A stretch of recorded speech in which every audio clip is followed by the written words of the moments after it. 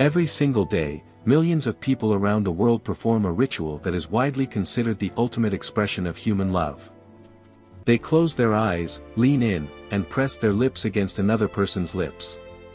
It is a gesture we see in films, read about in poetry, and view as an entirely natural, deeply romantic human instinct. But if you step back and look at this act through a purely objective lens, stripped of all cultural romance, it becomes profoundly strange.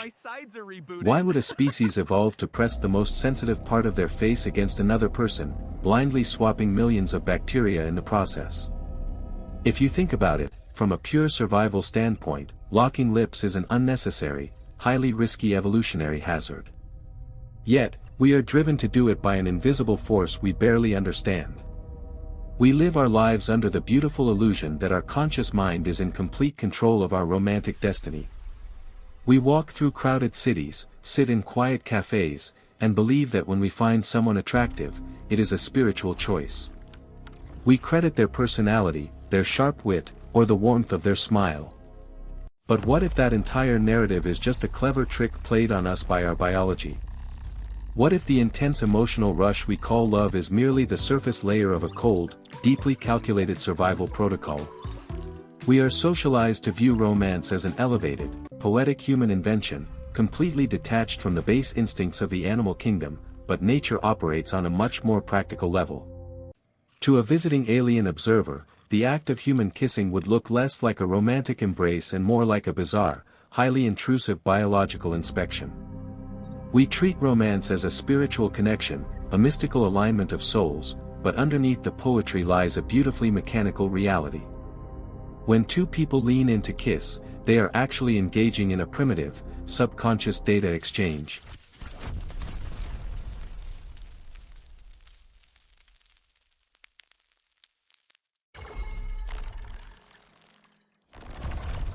The human mouth is a gateway to the inner workings of our biology, housing billions of microbes and a complex chemical cocktail. We assume we are choosing our partners based on how they make us feel, but the truth is much colder and far more fascinating. Your brain is running a hidden scan, and the mouth is the biological USB port it uses to download critical information about the person standing in front of you. Consider the sheer complexity of what happens in that single, brief moment of physical contact. The conscious mind registers romance, but the subconscious mind is working like a high-speed supercomputer analyzing chemical telemetry. Every microscopic drop of moisture exchanged contains a highly detailed biostatus report of the other individual. Their current health, their stress levels, their hormonal balance, and their genetic legacy are all laid bare in an instant. It is an evolutionary screening process designed to bypass our conscious biases entirely.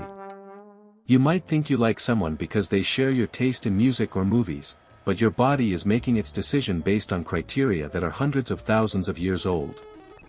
This reality breaks down the very foundation of how we view human autonomy.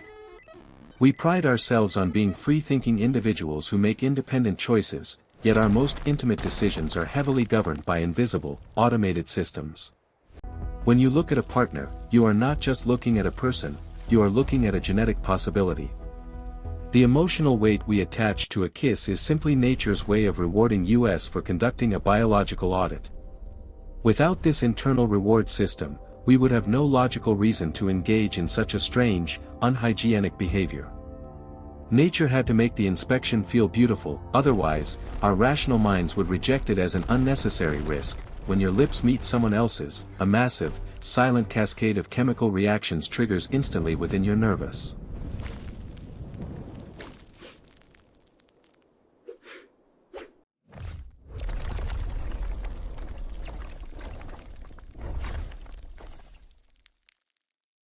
system.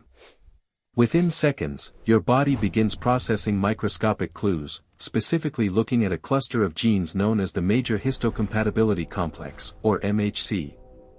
This genetic system controls our immune response and dictates how our bodies fight off diseases. Evolution has a brilliant, hidden agenda. It wants us to find a partner whose immune system is completely different from our own. If two people with opposing immune genes have a child, that child will inherit a superpower, a hyperdiverse immune defense capable of resisting a much wider array of deadly pathogens. Without you ever realizing it, a kiss is an intimate biological tasting menu, allowing your brain to smell and taste the invisible genetic markers of your partner's health. This invisible scanning system explains why some sparks instantly fizzle out.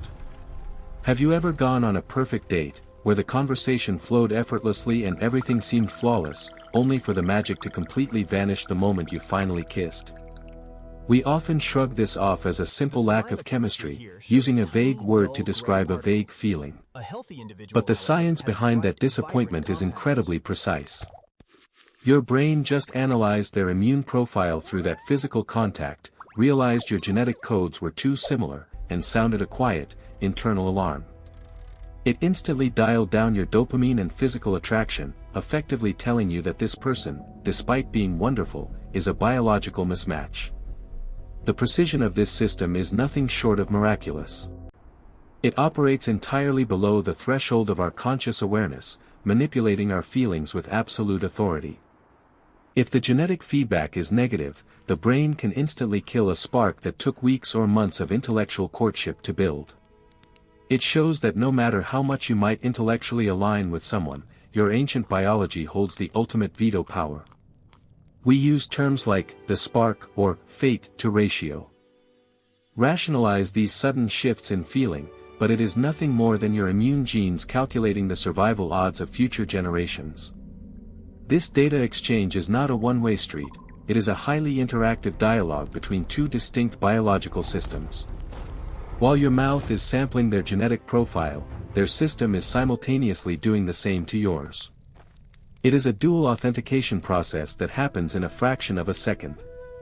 If both systems find a complementary match, the brain releases a flood of neurotransmitters that create the sensation of euphoria and deep connection. This is the moment where biology successfully translates a genetic compatibility score into the emotional language of love. The implications of this system are profound.